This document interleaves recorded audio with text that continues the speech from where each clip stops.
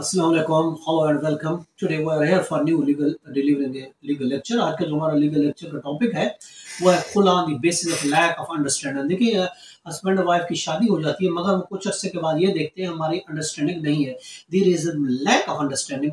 हमारी आपस में कोई बनती नहीं है, किसी भी एक पॉइंट पर किसी भी एक नुक्ते पर हमारा एक पॉइंट ऑफ व्यू नहीं होता, हमारी अंडरस्टैंडिंग नहीं है। तो आज के दौर में अगर देखें दो इंसानों के दरमियान अगर अंडरस्टैंडिंग नहीं होती तो ऑफकोर्स इसी सिलसिले में रिश्ता नहीं चल सकता।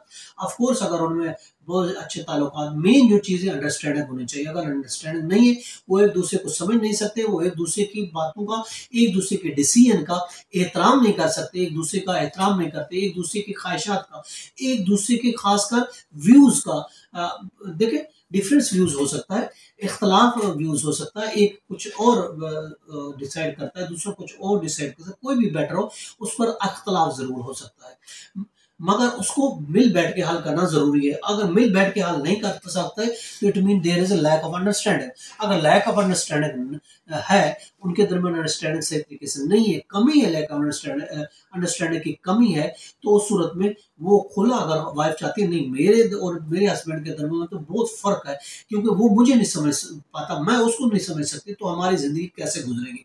तो अब हम एक साथ नहीं रह सकते, तो वो वाइफ चाहती है कि मैं जो है अब इस सिलसिले में I have erased a hatred and I cannot live in the prescribed limit of Allah and I want to get the खुला कि मैं अल्लाह ताला के दिए उन हदूद में नहीं रह सकती क्योंकि मेरे अंदर अंडरस्टैंडिंग नहीं है। वो मेरी बात का बतंगड़ बनाता है, मेरी बात को वो सही तरीके से सुन के इत्तेफाक नहीं करता, एग्री नहीं करता, अंडरस्टैंड नहीं करता।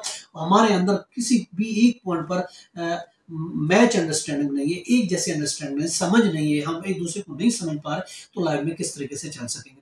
तो अब उस सूरत में हमें जो है वो चाहिए, हम इससे सेपरेट होना चाहते हैं। देखिए बहुत सी खवातीन कहती हैं हम खुला लेना चाहती हैं, हमारे पास ऐसे मैटर्स आते हैं मगर जब हम रीजन पूछे जाते हैं कहती है रीजन क्या है, रीजन तो कुछ भी नहीं है। अरे भाई जब कोई रीजन नहीं है तो आप खुला क्यों लेना चाहती हैं। ऑफकोर्स उनकी रीजन होती है, वो कहते हैं खर्चा भी हमें देता है, हमें मोहब्बत भी है, हमें वक्त भी देता है और हम कोई उस पर इल्जाम नहीं लगाना चाहती, मगर इसके बावजूद भी वो खुला लेना चाहती है। देखिए वो उस सूरत में वो कहते हैं कि हमारे पास किसी किस्म की कोई कमी नहीं है, हमें खर्चा भी देता है, हमें रखा हुआ भी उसने अच्छी तरीके, लेकिन जो मेन मैटर्स है वो ये है कि लैक अंडरस्टैंडिंग है, हमारे अंदर अंडरस्टैंडिंग नहीं है। और जब हमारे अंदर अंडरस्टैंडिंग नहीं है तो हम ये रिश्ता आगे नहीं चला सकते और इस वजह से हमें खुला लेना चाहती है। तो ऑफ कोर्स अगर अंडरस्टैंडिंग नहीं है तो हस्बैंड को भी राइट है कि मेरी बीवी के साथ मेरी अंडरस्टैंडिंग नहीं है, तो हमारा रिश्ता, हम जिंदगी के इस मैटर्स में कैसे आगे, बच्चों के डिसीजन, अपने फ्यूचर के डिसीजन, हम रहने के डिसीजन, बहुत से हमारे मैटर्स होते हैं, डिसीजन हम किस तरीके से कर पाएंगे क्योंकि हमारे अंदर तो अंडरस्टैंडिंग है नहीं। तो सिर्फ हस्बैंड भी वो अगर चाहे तो वो डिवोर्स कर सकता है और वाइफ जो है वो चाहती कि नहीं हमारी मेरी भी अंडरस्टैंडिंग नहीं है तो मैं इसके साथ नहीं रहना चाहती, मैं खुला लेना चाहती हूँ, तो वो उसका अख्तियार है, वो खुला ले सकती है। अब वो ये नहीं कह सकती कि देखें आपके पास तो कोई रीजन ही नहीं थी। देखें भले रीजन नहीं है, ये भी एक रीजन है कि हमारे अंदर अंडरस्टैंडिंग नहीं है। जब अंडरस्टैंडिंग नहीं है तो इस बेस पर खुला, इस बेस पर अंडरस्टैंडिंग ना होना की बेस पर खुला लिया जा सकता है।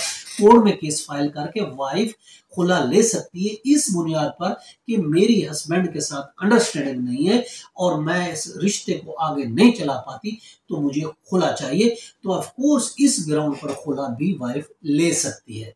ये था हमारा आज का टॉपिक, इसके साथ इजाजत दे, कल नए टॉपिक के साथ फिर मिलेंगे। Have a nice day, Allah Hafiz.